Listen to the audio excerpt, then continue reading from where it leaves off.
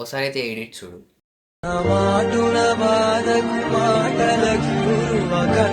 అప్పట్లో ఎలా చేయాలో సింపుల్గా నేనైతే మీకు చెప్తాను. మర్చిపోకుండా నా అకౌంట్కి ఫాలో చేసి ఈ రీల్ని అయితే సేవ్ చేసుకోండి. ముందైతే మీరు క్యాప్కట్లోకి మీ వీడియోని అయితే ఇంపోర్ట్ చేసుకోవాలి. దాని తర్వాత వీడియో మీద క్లిక్ చేసి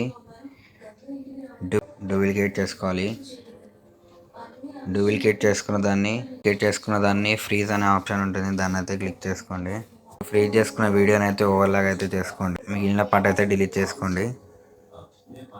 ఇలాగ చేసుకున్న పార్ట్ని అయితే బ్యాక్గ్రౌండ్ రిమూవ్ ఉంటుంది, దాని మీద అయితే క్లిక్ చేయండి. ఓవర్లాగ్ అని ఉంటుంది, దాని మీద అయితే క్లిక్ చేయండి. బ్యాక్గ్రౌండ్ వీడియో కావాలంటే నా టెలిగ్రామ్ ఛానల్లో అయితే పెట్టేసాను, అక్కడికి వెళ్ళి అయితే మీరు ఫ్రీగా అయితే డౌన్లోడ్ చేసుకోవచ్చు. లేయర్స్ అని ఉంటుంది, దాని మీద అయితే క్లిక్ చేసి బ్యాక్గ్రౌండ్ అయితే వెనకాలకైతే బ్యాక్ అయితే తెచ్చుకోండి. ఇప్పుడు మళ్ళీ ఓవర్లాగ్ వీడియో అయితే దాని మీద అయితే ట్యాప్ చేసి అడ్జస్ట్లోకి అయితే వెళ్ళిపోండి. అడ్జస్ట్లోకి వెళ్ళి సాచురేషన్ అయితే 50 పెట్టేసుకోండి, 45 to 50. ఇక్కడ రైట్కి స్క్రోల్ చేస్తే మీకు అయితే మాస్క్ అని కనిపిస్తుంది, దాని మీద అయితే క్లిక్ చేసుకోండి. మీరు మిర్రర్ని సెలెక్ట్ చేసుకోండి. నేను అడ్జస్ట్ చేసుకుంటున్నట్టు చేసుకోండి.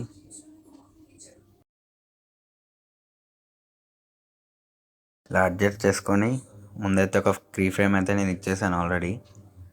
దాని తర్వాత ఎక్కడైతే ఓపెన్ కావాలో అక్కడ ఇంకో ఫ్రీ ఫ్రేమ్ ఇచ్చేసి మళ్ళీ మాస్క్లోకి వెళ్ళిపోయి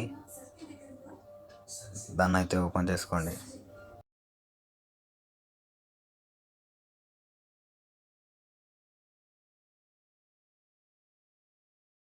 వెళ్ళి విండ్ యాంగిల్ అని ఉంటుంది, దాన్ని అయితే సెర్చ్ చేసుకోండి.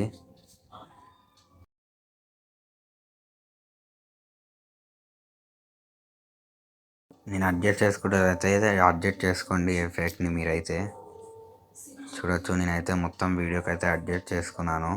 క్లిక్ మీద క్లిక్ చేసి ఆబ్జెక్ట్ అని ఉంటుంది, దాని మీద అయితే క్లిక్ చేసి ఓవర్లాగ్ని అయితే సెలెక్ట్ చేసుకోండి. మళ్ళీ ఎఫెక్ట్స్లోకి అయితే వెళ్ళి షేక్ అని సెర్చ్ అయితే చేయండి. ఈ షేక్ ఎఫెక్ట్ని నేను అడ్జస్ట్ చేసుకున్నట్టయితే అడ్జస్ట్ చేసుకోండి. ఇది 80కి అయితే పెట్టుకోండి. ఇదైతే 6 దాకా 6 అయితే పెట్టుకోండి మీరు. ఇప్పుడు మీద ట్యాప్ చేసి ఆబ్జెక్ట్స్లోకి వెళ్ళి ఆల్ వీడియోస్ అని నొక్కండి.